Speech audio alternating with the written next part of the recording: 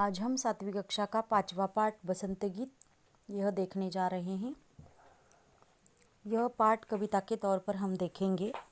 इस कविता के जो कवि है चंद्र प्रकाश चंद्र जी, तो इन्होंने इस कविता में हम सबको बसंत गीत, बसंत ऋतु में बसंत के मौसम में गाए जाने वाले गीत के बारे में बताया है। सबसे पहले बच्चों हम इसका परिचय देखेंगे। चंद्र प्रकाश चंद्र जी जो इस कविता के कवि है, उनका अल्प सा परिचय भी दिया गया है, मतलब जन्म, उनकी रचनाएं और छोटा सा परिचय। जन्म है 3 अक्टूबर 1957 को उनका जन्म हुआ है। उत्तर प्रदेश बुलंदशहर में उनका जन्म हुआ है। और उनकी जो रचनाएं, मतलब लिखा गया हुआ साहित्य, उसमें ख्याल ऊपर और ऊपर, एक लघु कथा है, टेलीफिल्म है, गीत है, बाल गीत आदि उनकी रचनाएं हैं। और चंद्र प्रकाश जी जो है वे कवि, लेखक, निर्देशक, अभिनेता और बहुप्रतिभा के धनी हैं। मतलब इन्होंने अभिनय भी किया है, उत्तम लेखक है, निर्देशक है। और इस कविता के माध्यम से हम सबको वे बसंत ऋतु में क्या क्या परिवर्तन होता है यह बात वे हमें बता रहे हैं। प्रस्तुत कविता में चंद्र प्रकाश जी, मतलब चंद्र जी, हम सबको ये बात बताना चाहते हैं कि बसंत ऋतु में, मतलब बसंत के मौसम में जो वातावरण में, परिसर में, आजू बाजू के वातावरण में, आसमंत में जो परिवर्तन, मतलब जो बदलाव होता है, उसके बारे में कवि हमें बताना चाहते हैं। और साथ ही साथ बसंत ऋतु का प्रभाव, मतलब हम सब पर क्या परिणाम होता है, इसके बारे में भी वे हमको बताना चाहते हैं। और प्राणियों में फैले उल्लास को भी उन्होंने दर्शाया है। प्राणियों में फैले उल्लास को, मतलब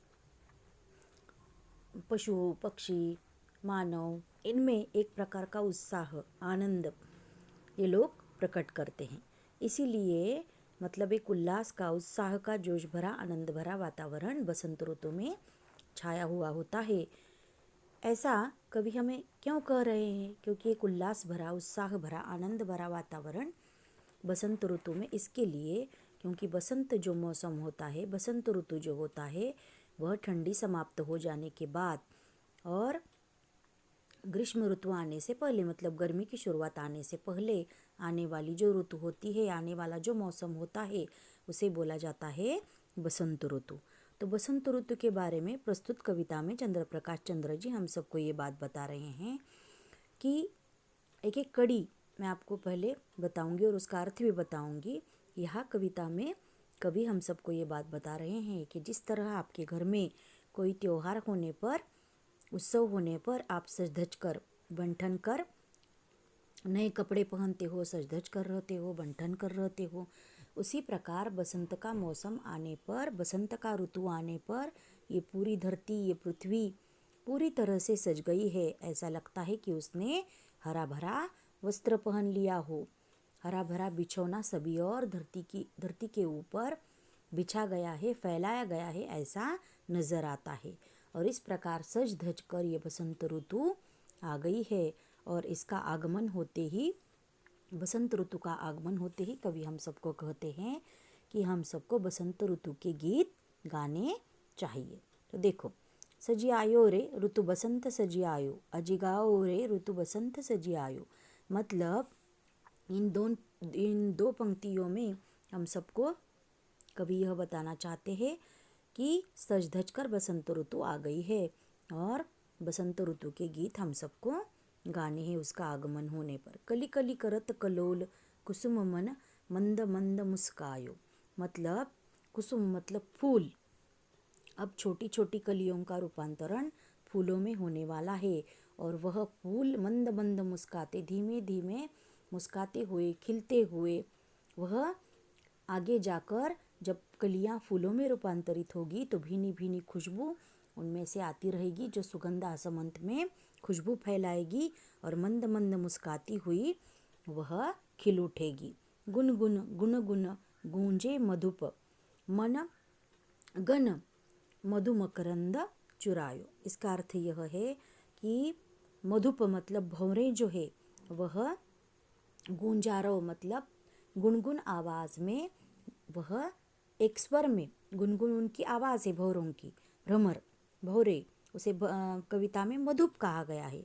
तो मधुप मतलब वह गुंजारव कर रहे हैं और अपनी ही धुन में वे अपनी ही आवाज़ में गा रहे हैं। और मधुमकरंद, मधुमकरंद मतलब शहद, फूलों में से शहद निकालकर ये जो भौरे हैं, मधुप है, वह मकरंद मतलब फूलों में से शहद चुरा रहे हैं। और फूल भी बड़े आनंद के साथ भौरों को यह रस पिला रहे हैं। सजी आयो रे ऋतु बसंत सजी आयो, अजी गाओ रे ऋतु बसंत सजी आयो। इस प्रकार यह जो बसंत ऋतु है वह सज धज कर आई हुई है और हम सबको बसंत के गीत गाने हैं।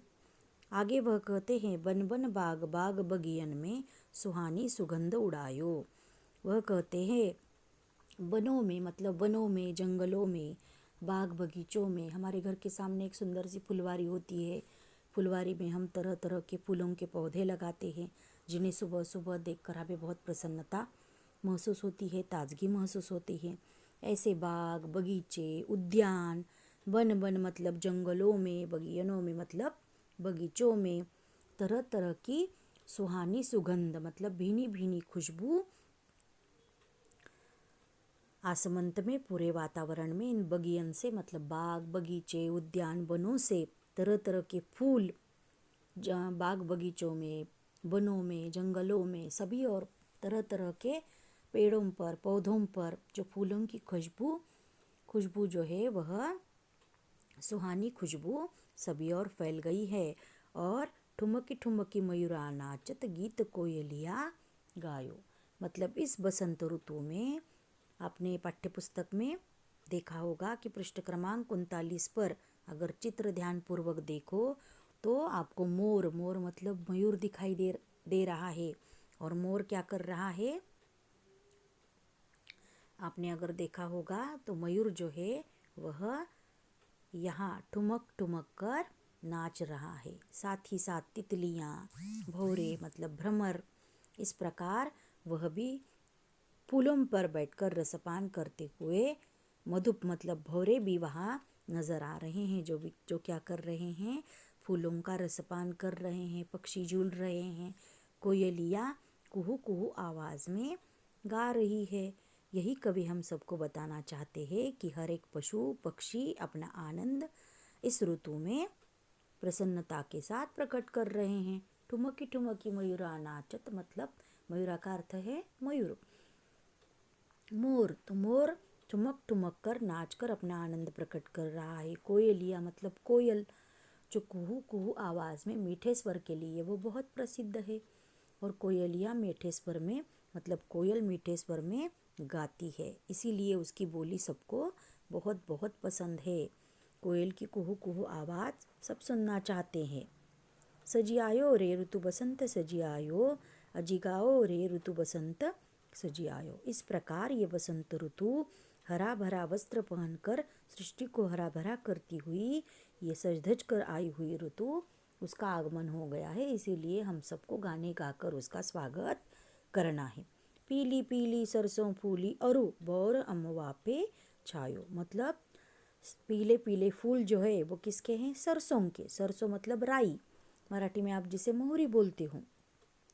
तो राई के पौधे आपने खेतों में देखे होंगे। तो राई के पौधों पर मतलब सरसों पर पीले पीले फूल, आकर्षक मन लुभावन फूल दिखाई देते। उसका रंग कैसा होता है, पीला होता है। तो सरसों पर पीले पीले फूल नज़र आ रहे हैं और वह खेतों की शोभा बढ़ा रहे हैं और मन को लुभावने लगते हैं। उनका रंग बहुत आकर्षक लगता है। अरु मतलब और, बोर अम्मवा पे छायो। अरु इसका अर्थ है और। बोर मतलब अब आमों के फल से जब पेड़ पूरी तरह से लद जाता है, तब आम आने से पहले उस पेड़ पर, उस वृक्ष पर तौर आता है। आप उसे मराठी में से तोर बोलते हो और हिंदी में उसे बोर बोला जाता है। बोर का ही रूपांतरण आगे जाकर आम में मतलब आम के फलों में होता है और आम का पेड़ पूरी तरह से आमों से, फलों से लद जाता है। तो अमवा के पेड़ पर मतलब आम के पेड़ पर इस प्रकार का बौर छाया हुआ है। हरी हरी मटर बिछौने ऊपर अमित रंग बरसायो। मतलब मटर जो होती है वो हरे रंग की होते हैं। इस मौसम में मटर आपने खाई होंगी। बसंत ऋतु का आगमन होते ही आप सबने हरी मटर की सब्जी, हरी मटर वैसे ही हम सब खाते हैं, और जो हमारे लिए जीवन सत्व युक्त होता है, पौष्टिक होता है, उसकी सब्जी बनाकर खाते हैं, उसे तल कर खाते हैं अथवा सब्जी बनाकर खाते हैं। तो इस प्रकार हरी हरी मटर जो होती है वह, उसके कारण सारी धरती, मतलब ऐसा लग रहा है कि उसने हरा भरा वस्त्र पहन लिया हो, हरा भरा बिछौना उस पर डाला हुआ हो और तरह तरह के रंग वह बरसा रही है, ऐसा कवि हमें यहाँ कहते हैं। इस प्रकार इनके कहने का यह मतलब है कि हरी भरी सृष्टि, हरा भरा बिछौना, ऐसा लगता है कि पूरे सृष्टि ने, पूरी धरती ने, पूरी पृथ्वी ने हरा भरा वस्त्र पहन लिया हो, हरा भरा बिछौना, तरह तरह के रंगों वाला, पीला, हरा, इस प्रकार का बिछौना धरती पर नजर आता है। सजी आयो रे ऋतु बसंत सजी आयो, अजी गाओ रे ऋतु बसंत सजी आयो। इस प्रकार सज धज कर यह बसंत ऋतु का आगमन हुआ है, और गाकर हम सबको इस बसंत ऋतु का स्वागत करना है, जो कि हर एक पशु, प्राणी सभी अपना आनंद द्विगुणित करते हुए प्रसन्नता के साथ उसका स्वागत कर रहे हैं, और वातावरण में होने वाले बदलाव को वह अपना रहे हैं। जैसे कि फूलों पर, मतलब वृक्षों पर, पेड़ों पर तरह तरह के पत्ते जो होते हैं वो झड़ जाते हैं और नए पत्ते, नए फूल, नए फल लगने लगते हैं। यह बसंत ऋतु में परिणाम होने लगता है। इससे पहले बसंत ऋतु में नए नए पौधों पर फूल आने लगते हैं, नए फल आने लगते हैं, बौर आने लगता है, लेकिन उससे पहले वातावरण में बदलाव क्या होता है, तो पत्ते झड़ने लगते हैं और बाद में उन पर नए फूल, नए पत्ते, इस प्रकार का अमवा के पेड़ पर बौर, इस प्रकार का परिवर्तन भी होता है। और पशु, पक्षी, प्राणी, मानव, इन सब में उल्लास भरा, जोश भरा, उत्साह भरा वातावरण छा जाता है। यही आपको इस कविता में कवि बता रहे हैं। धन्यवाद।